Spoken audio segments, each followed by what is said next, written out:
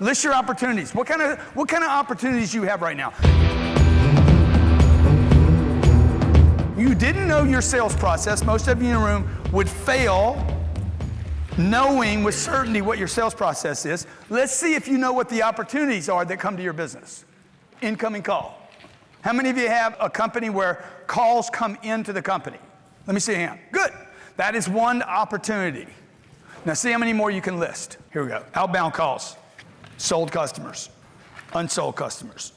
Like once every 2 weeks, I'm like, tell me everybody we didn't sell. Show me everybody we haven't sold this product to. Okay, let's hit them. Referrals. Outbound visits. Outbound visits, by the way, visiting people. Outbound, talking to people. Okay, inbound visits, people coming in. People should be able to come to your office and visit with your company and see the company. 8, websites. How many have been in my company before, by the way? 257. Okay, good. Okay, so see, I get updates every day. How we doing? Website, okay, e-commerce, social media inbound, social media outbound, service calls, complaints, email campaigns, competitors, clients. You need a list, folks. How many different ways can I get business?